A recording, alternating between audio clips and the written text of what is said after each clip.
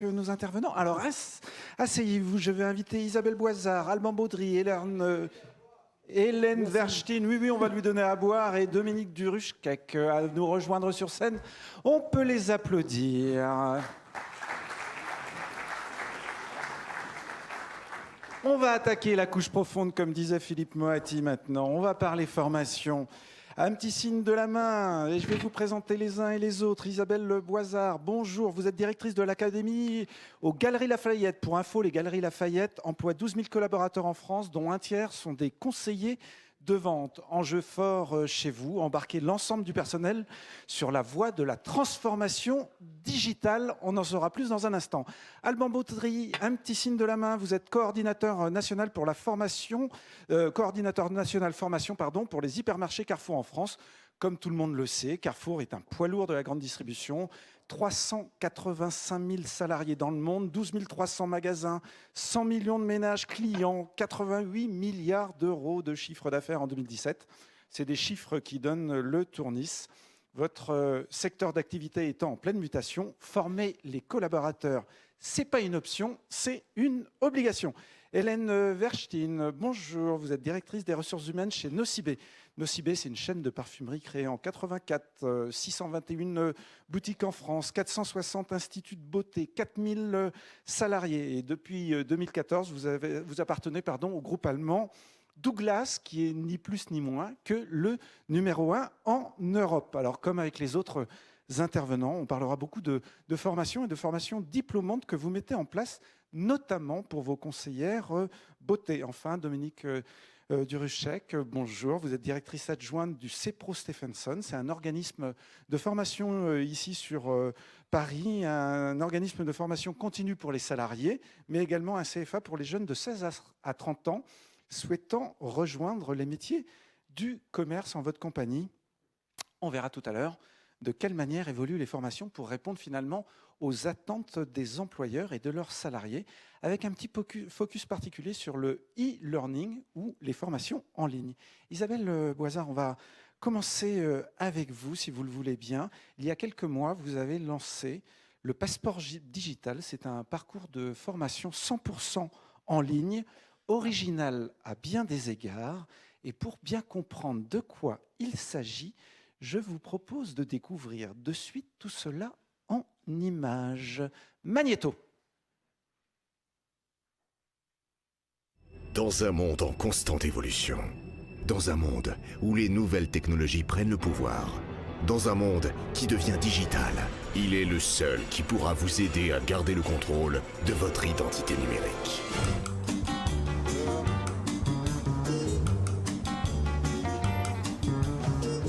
Arrivé à destination. Ah, c'est ça les Galeries Lafayette.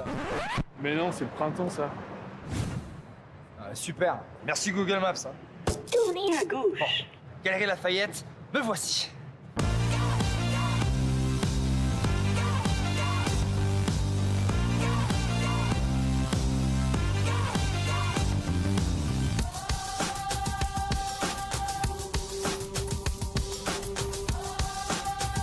Bonjour. Alors celui, le passeport digital, pas mal. Moi, je le voyais plus carré. Tenez, voilà votre colis. Ah, déjà? C'est plus rapide que chez Amazon. Ah, bonjour madame. Est-ce que vous l'aurez en taille 44?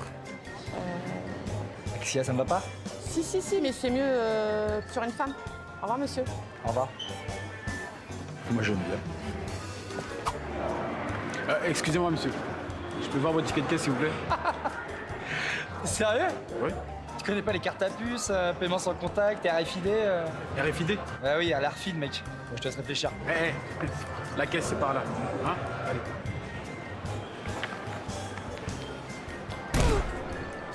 Ok, bah voilà, 20h, tu vas acheter à boire et on se retrouve après. Oui, Facebook si tu veux, ouais. Ah non, pas Twitter. Non, par contre, appelle Tinder. Ouais. Fais gaffe, t'as plus de batterie. Attends, je te laisse, je vais m'éteindre. Un chargeur, s'il vous plaît. Un chargeur. Excusez-moi, est-ce que vous avez un chargeur? Le passeport digital, C'est moi. C'est un parcours de formation et de sensibilisation au digital destiné à tous les collaborateurs. Il est accessible partout et à tout moment sur votre PC, tablette, mais aussi sur votre smartphone. Le passeport digital, c'est un module dynamique avec des témoignages, des vidéos et des quiz pour vous exercer et progresser. Alors n'attendez plus et connectez-vous pour tester vos connaissances digitales.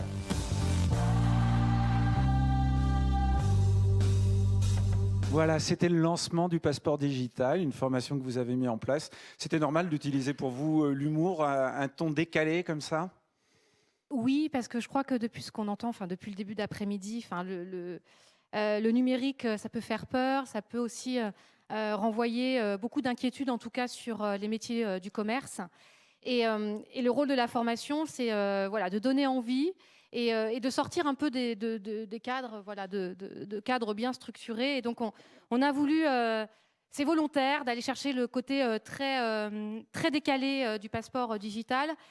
Et au-delà du côté très décalé, il y a des messages très très forts dans cette vidéo. Déjà, le passeport digital, vous avez vu, il est humain. Et ça, pour nous, c'est essentiel de montrer que même s'il y a du numérique, la relation est la plus importante. Et puis le deuxième message, vous voyez que tout n'est pas facile. Et c'est aussi pour démocratiser, c'est aussi pour rassurer, de dire oui, il y a plein de choses qui arrivent. Mais en tout cas, ça ne va pas être simple parce que rien n'est simple, mais on sera là pour vous accompagner. Alors ça s'adresse à l'ensemble des collaborateurs des Galeries Lafayette, sans exception, c'est obligatoire. Tout à fait. Donc c'est un passeport digital, donc c'est une formation 100% en ligne. Il faut que, si on veut emmener les gens vers le digital, il faut les pousser, même si c'est difficile parce que c'est pas simple de former 11 000 collaborateurs. 11 000 collaborateurs, donc je reprends votre chiffre, c'est quasiment la moitié, c'est des conseillers de vente. Et après, c'est toutes les fonctions du siège, les fonctions support, la logistique, les pompiers, les agents de sécurité, les grands magasins, c'est une multitude de métiers. Et si on veut faire face un peu à tous les défis que vous avez d'ailleurs parlé dans votre intervention, il faut embarquer en fait l'ensemble des collaborateurs. Et c'est pour ça que c'est vraiment obligatoire. Et donc tout le monde doit le faire.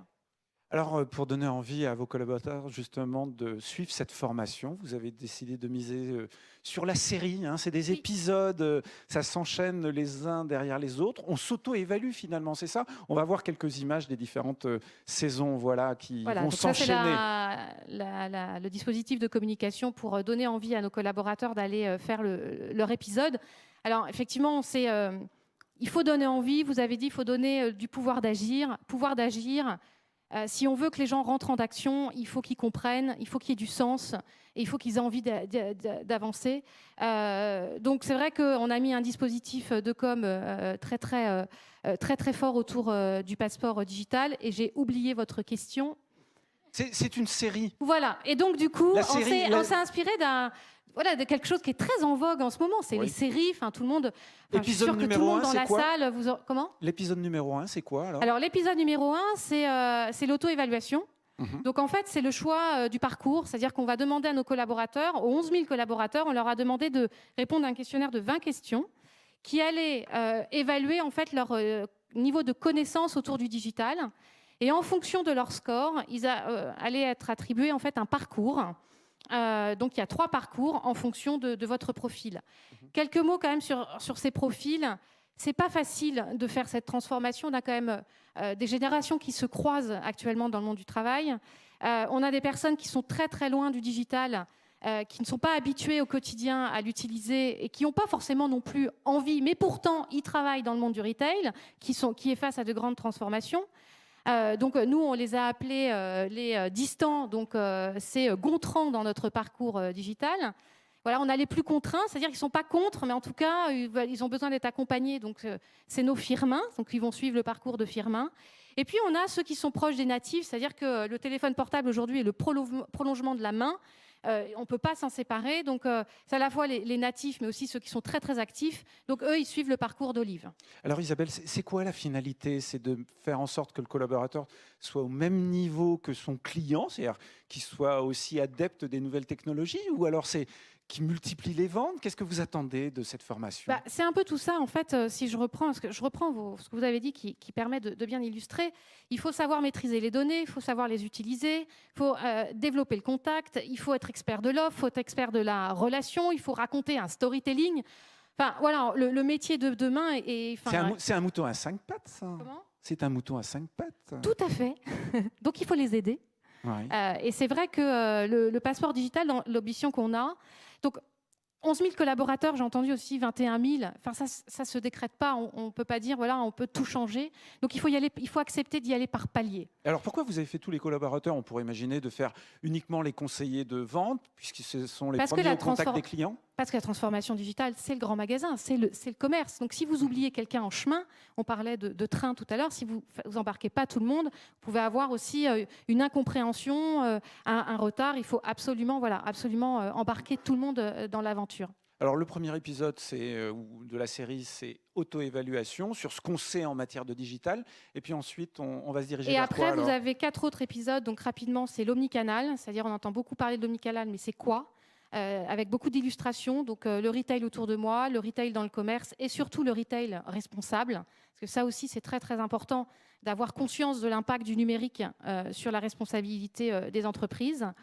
Donc le deuxième, ça va vraiment être, vous avez parlé tout à l'heure d'expérience sans couture. Donc c'est comment on fait en fait concrètement, quelles sont les nouvelles technologies mises en place en magasin. On a parlé beaucoup de RFID. Voilà, on a le click and collect, on a la e-réservation, on a les showrooms digitaux, on a les tablettes qui sont mises dans la main des vendeurs. Donc ça, il faut que les collaborateurs comprennent à quoi ça sert, pourquoi on le fait maintenant, pourquoi on le fait aussi vite.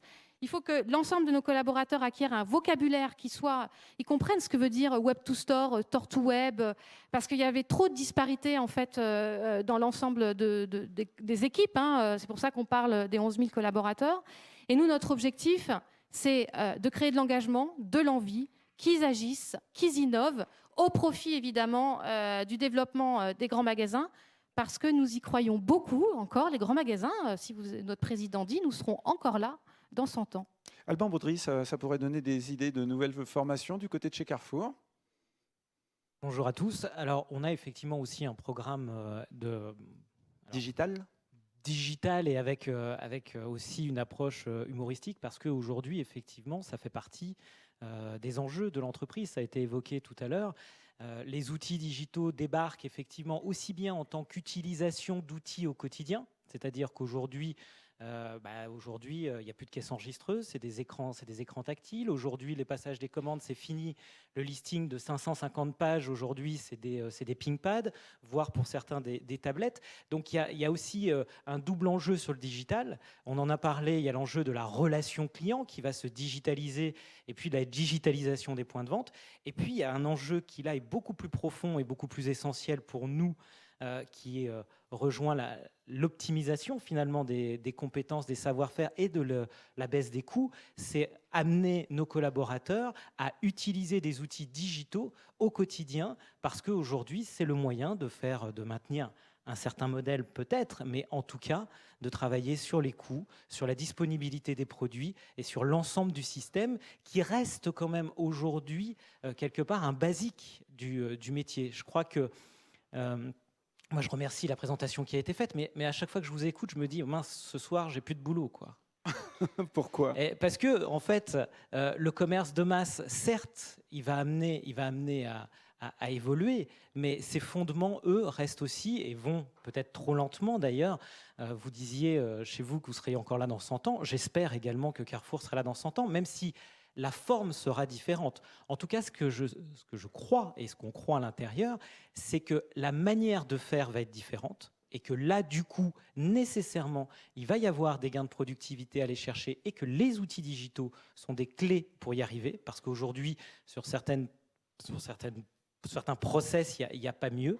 Et ce qui est sûr, c'est que la relation client, elle aussi, va être différenciée par rapport à ces outils. Néanmoins, dans tout ça, on a nos collaborateurs, on a la chance d'être dans un secteur d'activité aujourd'hui, ça a été dit en introduction, qui est encore un formidable ascenseur social. On est aussi dans un secteur d'activité où on peut effectivement parler de technologie, mais on peut aussi dire qu'on a des hommes et des femmes qui, au quotidien, sont en relation avec des clients. Et ça reste Et moi, quand j'entendais tout à l'heure des questions des petits commerçants, entre guillemets petits, et ça n'est pas du tout péjoratif, qui s'inquiétaient, moi je pense qu'au contraire, il y a un formidable gisement pour eux d'opportunités, parce que la relation, elle ne sera jamais digitalisée. La relation, c'est quelqu'un, les yeux dans les yeux. Donc ça peut reprendre, ça peut s'appeler du showroom. Sans doute que le cœur du chiffre d'affaires ne se fera peut-être plus dans les magasins. Et ça, pour les grandes surfaces comme la mienne, c'est peut-être, entre guillemets, une vraie réflexion, mais de modèle économique. Ce qui est certain, c'est que les lieux d'échange et de partage entre des clients, des produits et des enseignes existeront toujours. Alors et là, on a un rôle à jouer. Alors, avant d'en arriver là, dans cette nouvelle stratégie ou nouveau modèle économique, vous avez pour mission, Alban Baudry, de mettre en place des formations pour 60 000 collaborateurs qui travaillent dans vos 220 hypermarchés français. L'enjeu, c'est quoi? C'est former plus, former mieux, à moindre coût? Ben, c'est tout ça. C'est-à-dire que si on peut former plus à moindre coût, forcément, alors là, ce n'est pas le mouton à 5 pattes, mais c'est pour le coup la pierre philosophale. En tout cas, ce qui est sûr, c'est que la distribution, et ça a été dit, a un modèle qui vient pour le coup de la révolution industrielle. Et on en parlait un petit peu en préambule, on a des collaborateurs qui aujourd'hui n'ont aucun niveau scolaire au sein de nos magasins parce que... Vous les estimez à combien, ceux qui n'ont aucun diplôme, même pas un BEP, un CAP? On échangeait tout à l'heure en préambule, on est à peu près aux alentours de 20% de collaborateurs qui, au niveau de la branche, n'ont aucun bagage. C'est-à-dire pas un niveau même troisième. Il y a deux manières de le voir. Ou on le voit en se disant c'est une catastrophe parce que fort de tout ce qui nous a été annoncé en termes de compétences, on se dit oulala, il y a un problème, parce que pour le coup, effectivement, il y a une difficulté à faire le lien entre ce qui va être attendu et ce qui est aujourd'hui. Ou alors, il y a une deuxième manière de le voir, c'est de se dire on a un gisement, pour le coup, de potentiel relativement intéressant. Et là, pour le coup, la formation professionnelle, alors on est en pleine réflexion aujourd'hui sur ce que va être la réforme de la formation professionnelle, mais l'enjeu même de cette formation, elle est d'accompagner des collaborateurs à maîtriser des compétences nouvelles. Et moi, en tout cas, j'ai cette conviction, parce que sinon je ne ferais pas de la formation, mais je pense qu'on l'a tous, que ça peut prendre plus ou moins de temps, mais à partir du moment où les compétences attendues sont clairement identifiées, et pour moi c'est plus un problème d'identification de quelles sont les compétences aujourd'hui que l'on veut, parce que former des gens, finalement, on sait faire.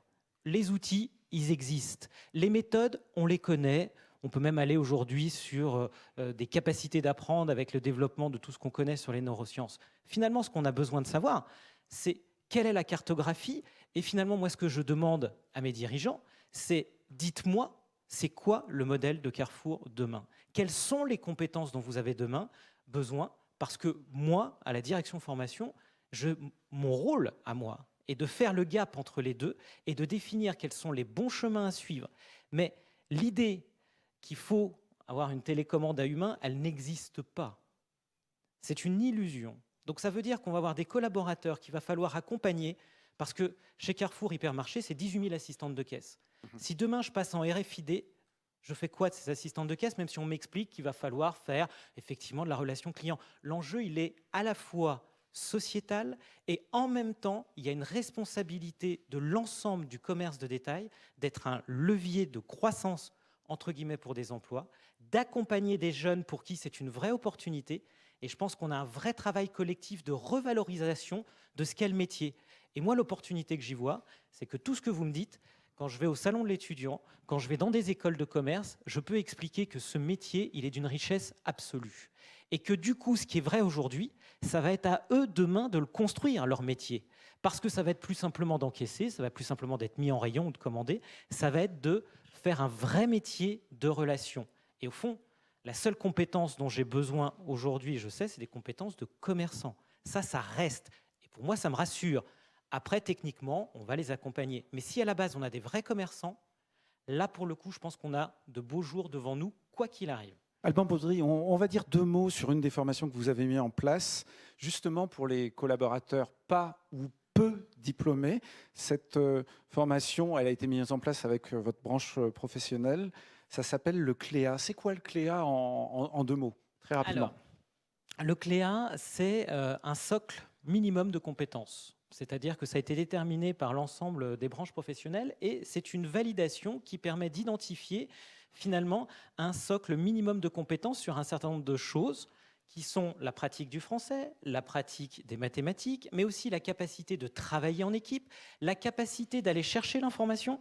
C'est-à-dire, dans le CLEA, on mesure le fait de pouvoir apprendre tout au long de la vie. Et ça, c'est aussi quelque chose d'important.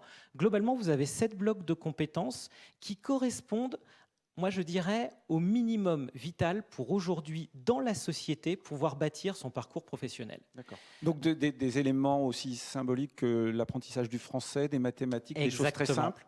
Très simples. Vraiment, et à la fois très simple et en même temps, je peux vous assurer que pour ceux qui ont l'occasion de le faire, je vous engage à aller voir quelques questions test sur le site du CLEA, vous allez vous apercevoir qu'il y a des choses qu'on a oubliées et que c'est pas si évident que ça. Mais en tout cas, l'intérêt, il est double. Ça permet de valoriser déjà un niveau de compétence parce que pour certaines personnes, c'est le premier certificat ou diplôme qu'ils vont avoir.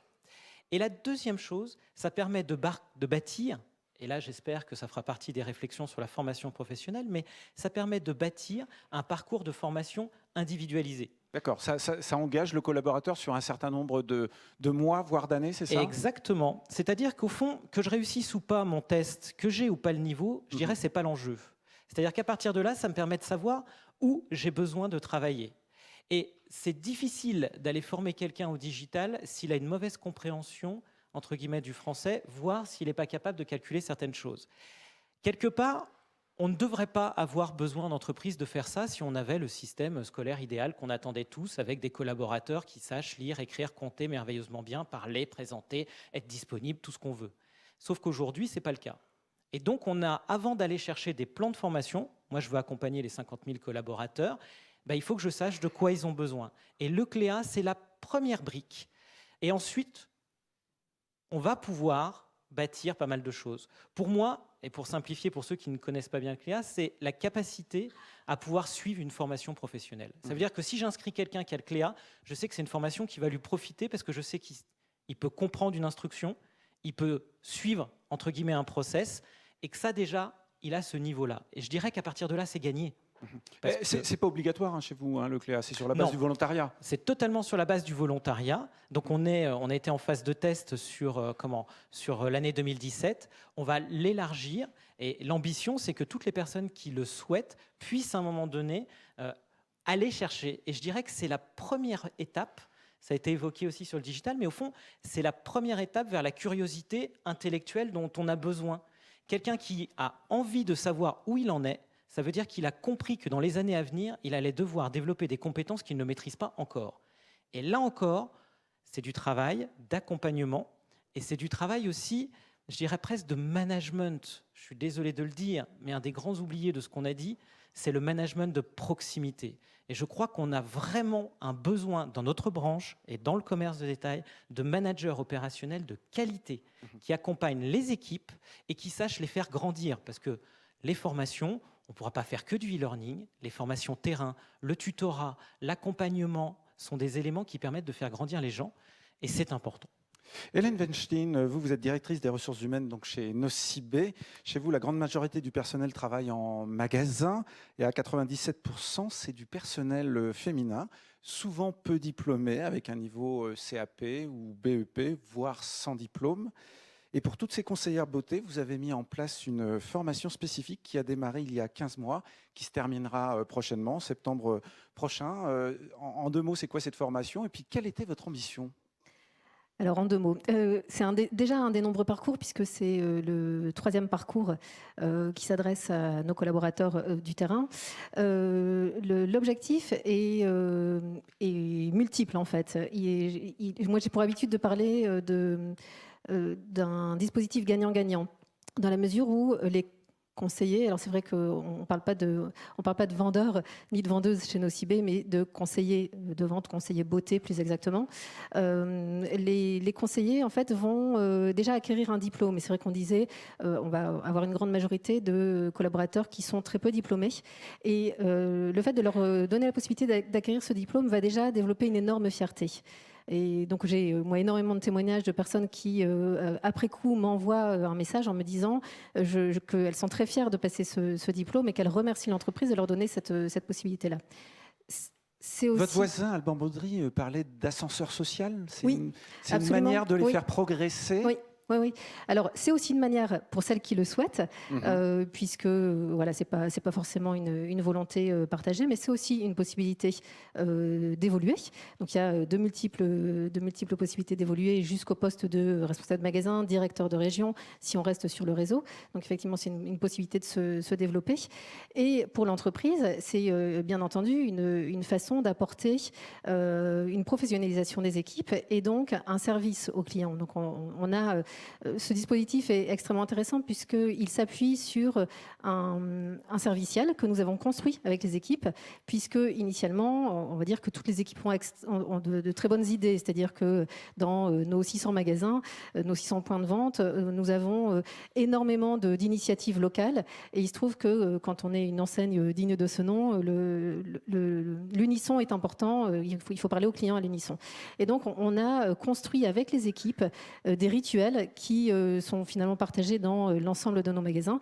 Et les rituels sont bien entendu sublimés à l'occasion de ces formations de façon à ce que ces rituels soient tout à fait naturels. Eh ben, si vous le voulez bien, on va aller voir tout ça en vidéo si on est prêt en régie. Magnéto.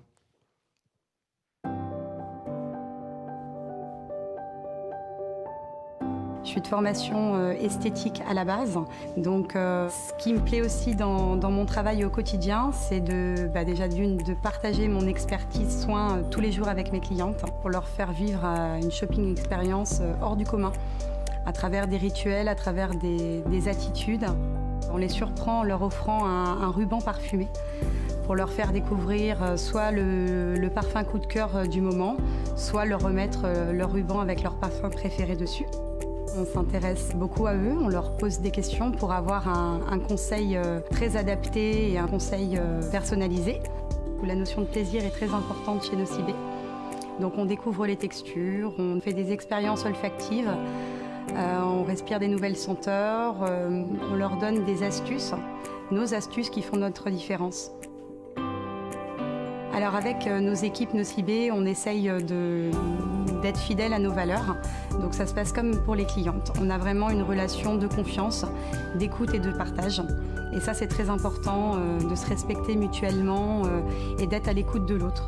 Ce qui m'amène une satisfaction par rapport à mes clientes, c'est vraiment leur reconnaissance. En général, elles nous disent qu'elles sont très contentes, qu'elles viennent chez Nocibé parce qu'elles savent qu'elles seront de toute manière toujours très très bien accueillies, que c'est un moment agréable pour elles et pour nous aussi, et ça s'en ressent. Quand on rentre chez Nocibé, on peut vraiment s'épanouir et on peut vraiment évoluer. C'est vraiment une expérience très enrichissante personnellement et professionnellement parlant, humainement parlant aussi. On est vraiment une grande famille. Tous les jours est un nouveau jour et on a beaucoup de choses à faire, beaucoup de choses à apprendre. Et c'est vrai qu'une fois qu'on y est, on n'a plus envie de partir. 600 conseillères ont suivi cette formation. Oui. J'ai noté avec un taux de réussite de 98%. Elle se déroule comment cette formation concrètement? On a vu qu'aux Galeries Lafayette sur le digital, on est sur du e-learning. Alors chez Nocibé, nous on aime bien parler de blended learning. Donc on a un doux mélange de formation présentielle. Donc en cours des formations magistrales, on retourne sur les bancs de l'école. Elles sont en plus très satisfaites de se retrouver entre elles puisque les conseillères ont finalement très peu l'occasion d'échanger avec les autres équipes magasins. Donc elles échangent entre elles partagent leurs problématiques. Ça, c'est pour le présentiel. Ensuite, on a des modules e-learning qui souvent ont pour vocation de préparer ou de clôturer un dispositif, un module de formation. On a ensuite ce qu'on appelle la pratique, donc des modules sur le terrain avec l'investissement des responsables de magasins, donc leurs managers qui sont complètement partie prenante dans le cadre de ces parcours de formation et donc on va dire une sorte de tutorat. Les clientes, aujourd'hui, elles ont beaucoup changé chez Nocibé? Elles ont des exigences différentes. Les clientes sont très exigeantes et nous les en remercions parce que c'est grâce à elles que nous apprenons, c'est grâce à elles que nous ne nous endormons pas. Et c'est vrai que c'est assez étonnant de voir aujourd'hui alors chez Nocibé, nous avons un secteur d'activité qui est assez complexe. Voilà, la parfumerie, mais également la cosmétique, finalement, demande énormément de savoir, énormément de connaissances. Nous n'avons pas il n'existe pas en France un diplôme sur le métier de la cosmétique, le métier de la parfumerie. Donc, les parcours de formation nous permettent évidemment de répondre à ça et de personnaliser. Et on a également un autre projet pour avoir notre propre titre à nous, puisque on se rend compte que finalement notre métier est très spécifique. La cliente change puisqu'elle se renseigne énormément. Elle est aussi savante que la vendeuse, que la conseillère beauté, excusez-moi. Elle est extrêmement renseignée. Elle vient avec le nom du produit qu'elle souhaite. Parfois, elle en sait plus que elle pense en savoir plus que la vendeuse. Et donc, c'est effectivement la vendeuse qui, par tout son savoir et son expertise, va pouvoir finalement la renseigner et lui permettre de trouver le bon produit, celui qui lui convient. Mais c'est vrai qu'elles sont très exigeantes. Ouais. Ce qui veut dire qu'en termes de formation pour vos conseillères beauté, vous appuyez plutôt sur la formation produit par produit, elle doit être au courant exactement de la texture, comment elle s'applique, ou alors vous allez plus miser sur la passion? Alors, c'est un bon mélange de tout ça, puisque, je vous disais, il y a l'aspect technique qui doit être complètement transparent pour la cliente, dans la mesure où voilà, utiliser les termes savants ou très innovants n'a pas d'intérêt pour la cliente. Elle, ce qui l'intéresse, pour faire écho à ce qui était dit tout à l'heure, c'est réellement, elle a un besoin, et donc elle a besoin d'avoir la solution immédiate. Donc, on va aussi beaucoup jouer ou faire la différence sur les fameux rituels dont on parle, appliquer le produit par exemple sur la main de la cliente et comparer avec l'autre main qui n'a pas reçu le produit. De la même façon pour le maquillage, proposer des tutos de maquillage, permettre à la cliente de faire elle-même et d'être à l'aise sur cette notion qui a priori demande une technicité. Et donc effectivement, on va aussi jouer sur l'expertise des conseillères. Et la digitalisation? Et la digitalisation arrive aussi. Alors, c'est un outil de formation, mais c'est aussi un outil qui intègre... D'aide à la vente ? D'aide à la vente, qui intègre nos magasins. Donc, elles sont équipées de tablettes et au-delà de la connaissance produit, elles peuvent, avec une tablette, on peut faire énormément de choses. Finalement, on peut retrouver via le programme de fidélité, on peut retrouver les articles que la cliente a achetés précédemment. On peut faire donc le lien avec, on va dire, tout le protocole de soins dont elle a bénéficié. Mais on peut aussi élargir l'offre du magasin. Et c'est vrai que selon la taille des magasins, on va avoir des conseillères qui, au lieu de répondre à une cliente, ben non, je n'ai pas ce produit-là, et éventuellement proposer un produit complémentaire, elle va pouvoir se connecter sur l'offre de notre site web et donner une réponse beaucoup plus large. Donc c'est aussi une façon d'élargir le champ des possibles au sein du magasin. Philippe Moati, Dominique de Ruschkeck, une réaction à chaud à ces 3 témoignages? Philippe Moati, je vous en prie. Oui, j'ai entendu 2 choses qui m'ont qui m'ont excité mes oreilles. Tout d'abord, effectivement, former, c'est bien, mais encore faut-il savoir former à quoi et pourquoi. Et je pense que vous avez parfaitement raison. Il y a d'abord une mission de direction générale qui est d'avoir une vision long terme, qu'on est capable ensuite de décliner en business model, et du business model, compétences collectives, compétences individuelles. Si ce travail n'est pas fait, on bricole. C'est vrai qu'on s'est formé, on s'est dépensé beaucoup d'argent pour ça, mais ça ne servira pas à grand-chose. Donc ça, je crois que c'est essentiel de mettre les choses dans l'ordre et de commencer par la vision. Et on revient sur la question de l'inertie mentale. Je pense que c'est un gros travail ici au niveau des directions générales. Ensuite, il y a quelque chose que j'ai entendu entre les lignes, mais qui n'a pas été formulé très, très explicitement, c'est qu'on peut former les gens, c'est très très bien, leur donner de nouvelles compétences individuelles. Encore faut-il qu'on fasse évoluer en parallèle les outils de pilotage, les objectifs qu'on donne, comment on évalue les gens. Parce que si on continue de driver les gens comme on le faisait avant, même en les dotant de nouvelles compétences, ça sera inactif, inopérant. Donc il y a un travail plus général sur toute l'organisation, y compris donc tous les instruments de pilotage et d'évaluation. C'est le couplage de la vision de la nouvelle organisation associée à des instruments de pilotage et des qualifications individuelles, c'est tout ça qui peut conduire le changement dans l'entreprise. Si on oublie un des maillons, on est à côté de la plaque. Dominique Duruskek. Du coup, pour compléter en fait ce que vous dites, c'est vrai que nous, les entreprises, quand elles s'adressent à nous, et en l'occurrence, par exemple, j'ai un de mes bons clients à côté, les Galeries Lafayette, donc elles nous demandent d'une part en fait de certifier les collaborateurs parce que elles ont un enjeu, il y a un enjeu social, il y a un enjeu de fidélisation. On doit faire monter en compétences et professionnaliser les collaborateurs. Et puis derrière, il y a des objectifs très très précis. En fait, au-delà de la certification, il y a des objectifs de comment vous allez professionnaliser nos collaborateurs dans la transition digitale. Comment nos managers vont manager les digital natives. Comment, quelque part, ils vont piloter les outils de gestion, les outils de la relation client. Et comment, justement, ils vont manager cette relation client. Ça, c'est la première demande, au-delà de la certification, parce que la certification, elle est toujours là. Et nous, on est des spécialistes de la certification. Donc, lorsqu'ils s'adressent à nous, c'est pour cette raison. Et puis, derrière, il y a un enjeu aussi de former mieux, donc avec des résultats mesurables et en moins de temps. Quand on s'est parlé au téléphone, vous m'avez dit qu'il était important aujourd'hui que le manager, en tout cas le futur manager, il adopte cette nouvelle posture, qu'il prenne de la hauteur, que ce n'était pas encore le cas, qu'il y avait besoin.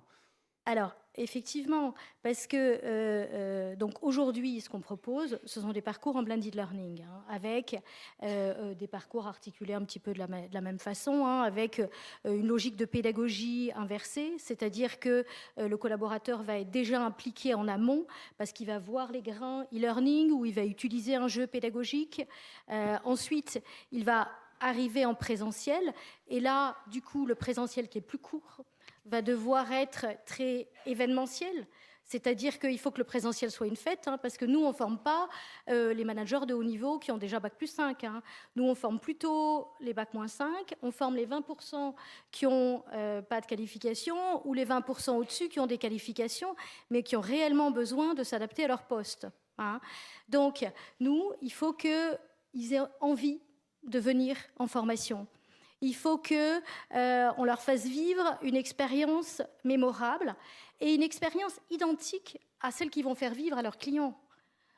Notre job, nous, en formation, en fait, c'est qu'ils vivent, qu'ils kiffent, en fait, le salarié en formation, parce que sinon, d'abord, il ne va plus venir, et puis en plus, sinon, le client ne va plus revenir vers nous.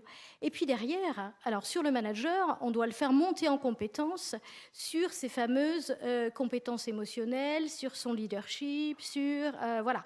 Et là-dessus, ce n'est pas le digital qui va prendre le pli. Aujourd'hui, les entreprises, Dominique, ne sont guère disposées en général à laisser partir leurs salariés trop longtemps en formation. Comment vous faites pour répondre à cette demande de rapidité ? Former plus rapide, voire moins cher ? Alors, c'est là que le digital et tous les outils qu'on a aujourd'hui à notre disposition nous aident. Parce que grâce au digital, on peut utiliser... j'aurais pu vous faire un caout en fin de journée, par exemple, pour vous demander... Un caout. C'est quoi un caout ? C'est un quiz. Il y en a sans doute qui doivent le savoir, en tout cas. Oui, sur scène, apparemment, tout le monde sait ce que... Mes voisines le savent. Mes voisines le savent. Et du coup, ce caout aurait pu permettre, en fait, d'identifier ce que vous avez retenu de l'après-midi. Parce que vous avez retenu 4 points maxi. Voilà. Donc, j'aurais pu faire un petit quiz. Et le quiz, vous nous sous-estimez, j'ai l'impression. Non, c'est que c'est la mémoire qui fonctionne comme ça. Et j'aurais pu vous mettre donc tous en compétition et on aurait vu les résultats affichés. Voilà. Et ça, c'est un outil qui rend le salarié complètement acteur, qui le met en compétition. Et les commerçants, ils ont besoin d'être mis en compétition. Ils sont très actifs au quotidien. Aujourd'hui, voilà. Dominique de Rusquec, les entreprises, elles vous demandent des formations plus courtes, plus condensées, plus rapides, beaucoup plus de e-learning, voire micro-e-learning. Aujourd'hui, elles arrivent et elles nous disent je veux amener mes collaborateurs à Bac+2. Voilà, Bouygues, l'année dernière, m'a dit, Bouygues Télécom. Je veux amener mes conseillers clientèle. Les conseillers clientèle, c'est les jeunes femmes, là, moi je les appelle les gentilles Bouyguettes qui nous embêtent au téléphone, en fait, qui veulent nous vendre plus de plus. Voilà. Et plus donc, de forfaits, il fallait former ces CDC, ces conseillers clientèle, en 20 jours. Et il m'a dit, Dominique, j'ai 20 jours et pas plus. Et je vais les amener à Bac+2. Donc au début, il voulait un diplôme. Je lui ai dit, écoutez, on ne veut pas les amener à un BTS. Un BTS, c'est 1200 heures, même en le squeezant, c'est pas possible. Donc il y a des titres du ministère de l'Emploi. Et donc du coup, on lui a proposé un parcours avec 20 journées de présentiel, mais avec 25 grains e-learning. Alors, c'est quoi ces grains Alors, e-learning? Ça consiste en quoi? Le grain e-learning, c'est la plus petite séquence pédagogique. Donc, en fait, le grain, il répond à un objectif pédagogique.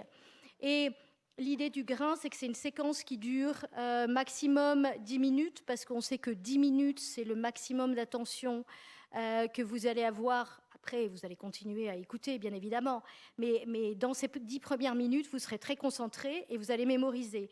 Et là, dans ces grains, il y a des apports notionnels, il y a des quiz, il y a des vidéos, et le salarié est mis en interaction. Et donc, l'intérêt, c'est qu'il fait ces grains dans une logique de pédagogie inversée, c'est-à-dire qu'il les fait en amont. Ça veut dire que lorsqu'il arrive à la journée de formation sur le merchandising, il a déjà vu ce que sont les différents concepts de merchandising. Et donc, du coup, le formateur peut aller beaucoup plus loin et peut être beaucoup plus dans la théâtralisation. Chez vous, aux Galeries Lafayette, Isabelle Boisard, je crois que vous avez mis en place une formation, d'ailleurs avec le CEPRO Stephenson, Bac+2, qui s'appelle Manager d'univers marchand, si je ne dis pas de bêtises. Titre MUM, oui. Pardon? Titre MUM, exactement. Et comment vous choisissez les futurs candidats, les futurs salariés qui auront le droit, entre guillemets, de participer à ce type de formation? Sur quelle base? En fait, on fait un appel à candidature. Tout simplement. Et on est vraiment sur un slogan qui est « Oser relever le défi ». C'est-à-dire que c'est un engagement, hein, c'est vraiment un engagement, c'est retourner à l'école, hein, parce qu'ils le vivent aussi comme ça. Oui. Mais il y a tellement de bénéfices en fait à refaire ce titre MUM qu'on leur dit, ben voilà, osez relever le défi, on va vous accompagner. Donc ils déposent un dossier de candidature, ils sont reçus par l'école hein, d'ailleurs, et par les managers, et on va évaluer la motivation. Alors pourquoi la motivation? Tout simplement parce que c'est un cofinancement. Il ne faut pas d'absence, il faut que les personnes aillent jusqu'au bout. On veut en plus qu'il y ait 100% de réussite, c'est-à-dire qu'on est tellement fiers d'accompagner un certain nombre de nos collaborateurs à obtenir des diplômes que nous, on veut qu'il y ait vraiment tous les indicateurs, tous les ingrédients pour que ça réussisse en fait. Alors quel intérêt trouvent les Galeries Lafayette à cette montée en compétence d'un certain nombre de collaborateurs, puisque finalement on a des vendeurs ou des conseillers, et puis d'un seul coup, ils vont devenir quoi dans le magasin, et pourquoi les faire monter? Alors déjà, c'est quelque chose qu'on fait depuis déjà pas mal d'années. Hein. On a beaucoup de promos tous les ans, et là, on sent que de plus en plus on a de candidats, de plus en plus on va diplômer des collaborateurs. Donc on a des cérémonies tous les ans. Pourquoi on le fait? Dans la première chose, on en a parlé, mais notre responsabilité sociale. C'est-à-dire que les grands magasins, en majorité dans le commerce, donc on a une ancienneté aussi importante dans nos magasins. Il y a un rôle de l'entreprise d'accompagner nos collaborateurs. Il y a un sentiment de fierté de les accompagner à continuer à apprendre, à acquérir un diplôme, à une certification qui va leur faire face au métier du futur. Aujourd'hui, nous, on challenge beaucoup et on a challengé le CFA Stephenson, non pas à nous accompagner nos collaborateurs au métier d'hier, mais à nous accompagner au métier de demain. On demande aussi à nos fédérations, ici présentes, de dire, voilà, aidez-nous à définir les métiers de demain et nous allons former nos collaborateurs à ces métiers-là. Parce qu'il y a des collaborateurs qui ont encore 10 ans, 20 ans, 30 ans devant eux, et nous, on veut les garder avec nous, donc c'est vraiment essentiel. Allez, oui, je vous en prie, Alban Baudry, pas de problème. Et puis ensuite, on invitera le public à vous poser des questions. Juste par rapport à ça, je pense qu'il y a deux réflexions à avoir. Je pense qu'il y a quelquefois, et c'est très franco-français, on veut effectivement aller chercher des diplômes parce que Bac+2, Bac+3, etc. Et en même temps, à un moment donné, je pense que le besoin immédiat, il est sur des compétences et peut-être du coup sur des dispositifs de formation quelquefois beaucoup plus simples, beaucoup plus opérationnels, qui permettent là, à l'instant T, je ne sais plus où est le monsieur de Decathlon qui parlait de l'utilisation des puces RFID, il n'y a pas besoin d'avoir une certification pour ça. Par contre, j'ai besoin de quelqu'un qui me prenne 2 heures pour pouvoir me montrer exactement en quoi ça change dans mon travail.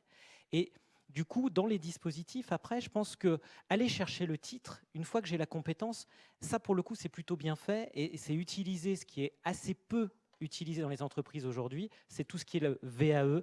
et surtout accompagnés par le tutorat et éventuellement aussi les CQP. Mais je pense que l'enjeu, enfin en tout cas aujourd'hui, compte tenu de l'urgence que l'on a à accompagner les gens, c'est bien tout de suite, là maintenant, un enjeu de compétences immédiates. Et si derrière, ça permet d'aller chercher, entre guillemets, une certification, un niveau, tant mieux, parce que là, on rentre effectivement dans le besoin d'avoir chacun une carrière qu'on va pouvoir effectivement développer.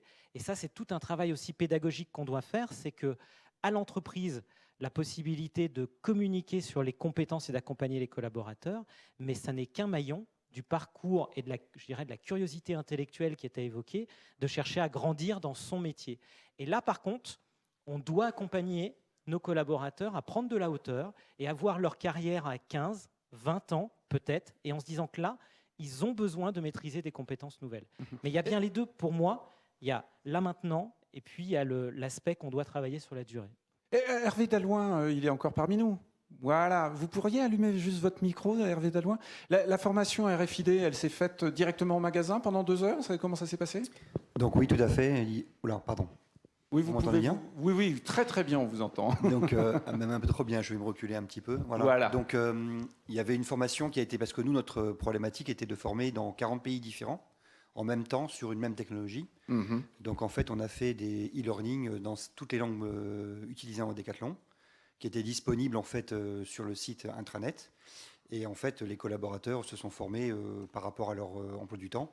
Donc quand ils avaient un trou dans le magasin, par exemple, ils pouvaient se passer donc, sur des Chromebooks pour faciliter la marque présents dans les magasins. Et donc ils se sont formés un petit peu quand ils le pouvaient. Et ils se sont formés en 2 semaines. Il y a eu à peu près, je pense, une dizaine de milliers de collaborateurs qui sont formés. Très très bien, merci. Monsieur, vous aviez une question, merci de vous présenter. Oui, bonjour, Brahim Messaoudane, Force ouvrière. Donc, je remercie les intervenants depuis le début de l'après-midi. Je permettrai simplement de faire un petit point, vu qu'il y a une personne de Carrefour qui est en face et que j'en fais partie. On est quand même très très inquiet plus globalement en Ile-de-France sur les évolutions de l'emploi dans le commerce en général. Et je pense que c'est un sujet dans lequel il faudrait quand même s'en saisir pas à bras ouverts, je sais qu'on s'en saisit dans le groupe, mais aussi pour l'ensemble des commerçants qui sont présents ici. C'est un vrai sujet et la Direct, entre autres, va lancer un groupe de travail dessus sur la région Île-de-France incessamment sous peu. Deuxième aspect, sur cette question de compétences. Moi, je mettrai en avant la partie reconnaissance. C'est un peu cité, vous l'avez dit un petit peu, mais la reconnaissance, c'est quelque chose de très important pour un salarié. Avoir une certification, c'est une reconnaissance d'un métier. Nous sommes tous des commerçants. Je ne suis pas dans une logique, lorsque je parle avec mes collègues de travail, de professionnalisation. Je suis en train de travailler. On a parlé de 3,5 millions de commerçants en France. Il y a 3 millions de commerçants qui sont salariés. Nous faisons nos métiers le mieux possible avec le maximum d'engagement dessus. On n'est pas en voie de professionnalisation. On est en train d'évolution professionnelle et on s'adapte parce que c'est notre métier à ce qui est notre objectif de vendre à des clients qui sont exigeants, difficiles, compliqués et qui est maintenant dans une relation qui est totalement différente de ce qui existait avant. Et j'étais un peu surpris sur l'intervention présente, asynchrone, c'est-à-dire qu'avant c'était nous qui disposions de la connaissance. Aujourd'hui, le client dispose de la connaissance et on doit s'adapter à cette situation nouvelle. Et si on a une compétence à développer, à travailler, c'est le fait qu'on a une situation qui est complètement différente par rapport à ça. Le troisième point qui me semblait important et qui est développé dans mon groupe à Carrefour, c'est la validation des acquis de l'expérience. On le fait, il y a une très très bonne vidéo de Carrefour Market qui est excellente, qui montre bien à quel point nos salariés aujourd'hui ont des compétences et qu'il faut chercher à les certifier. Et je pense que c'est dans ce sens-là que l'on peut avancer et faire avancer et progresser tout le monde collectivement vis-à-vis des enjeux que représente non seulement le e-commerce ici, mais ce qui a été dit tout à l'heure, les places de marché. Pour finir et pour conclure, et c'est extrêmement important vu qu'il y a un certain nombre de branches professionnelles qui sont là, je répète que Madame la Ministre, et je pense son directeur de cabinet reviendra dessus tout à l'heure, a bien présenté la réforme de la formation professionnelle, mais aussi de l'apprentissage, dans lesquels les branches professionnelles ont un rôle majeur dans l'élaboration des référentiels de compétences, je dis bien de compétences, pour les certificats. Et là, je vous invite tous et toutes à réfléchir dessus au niveau de vos branches respectives pour aller sur ce champ-là, en sachant moi-même, j'ai l'occasion de travailler beaucoup à l'Observatoire prospectif du commerce de Forco et un certain nombre de gens qui sont présents dans cette salle-là. Et je pense que c'est maintenant qu'il faut commencer à travailler dessus, ne pas attendre qu'on ait des injonctions ministérielles pour dire ce qu'on doit faire. Je pense que nous tous qui sommes ici, que ce soit moi-même, en tant que représentant d'une organisation syndicale de salariés, mais un certain nombre d'organisations patronales qui sont présentes ici, on peut travailler d'ores et déjà et maintenant à anticiper ce qui va arriver dans moins d'1 an. Donc c'est déjà demain.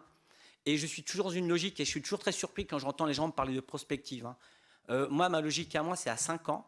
Aujourd'hui, lorsqu'on discute j'ai travaillé la semaine dernière à la Directe sur l'usine de demain, donc l'usine 4.0, avait été créée en 2019 pour être fonctionnelle pendant 5 ans.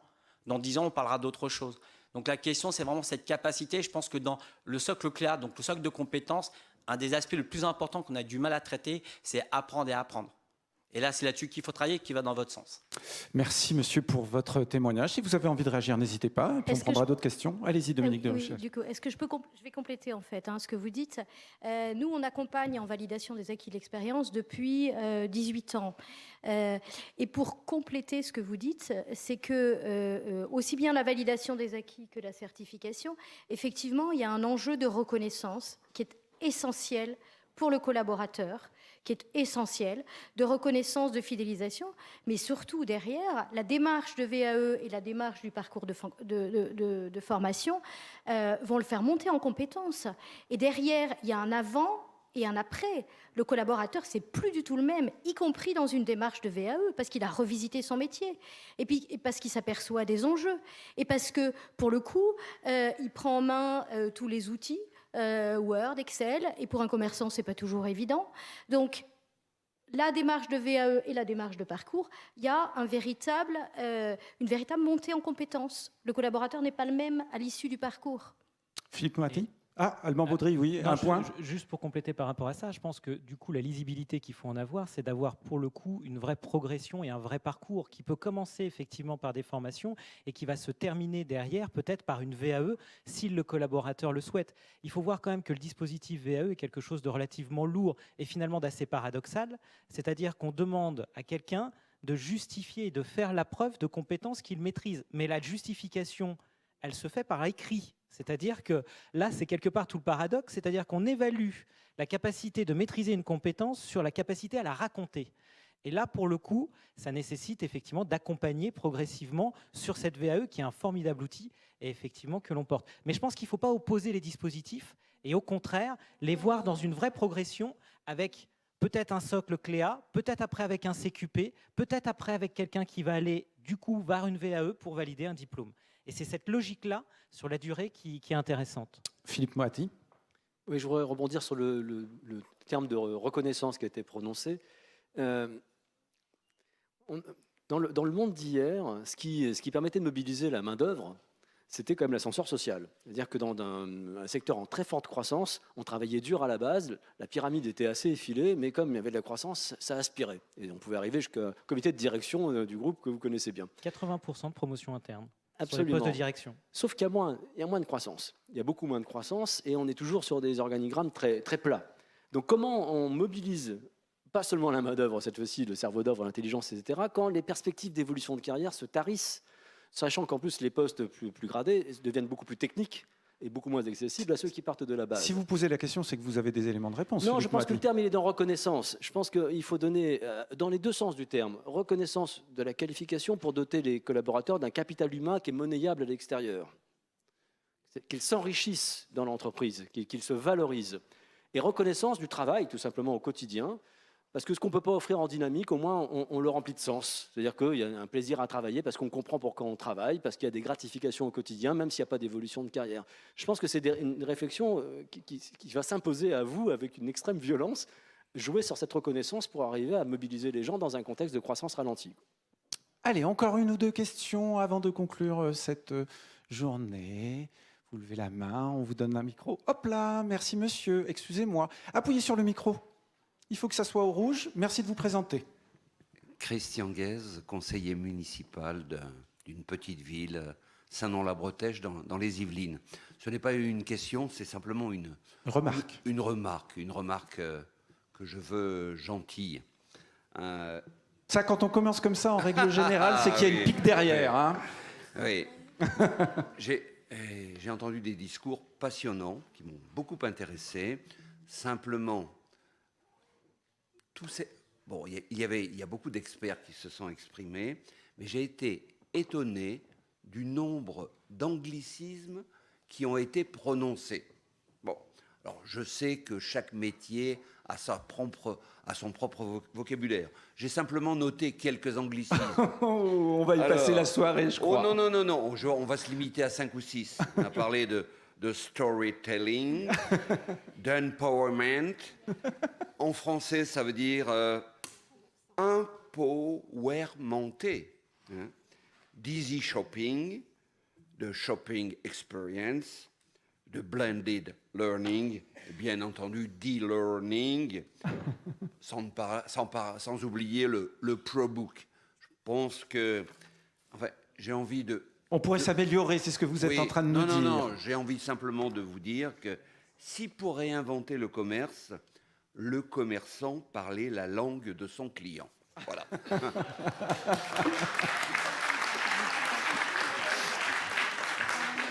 Vous savez quoi, monsieur? On va vous laisser le mot de la fin dans ce cas-là. Merci beaucoup pour votre remarque. On peut applaudir nos intervenants. Merci à eux.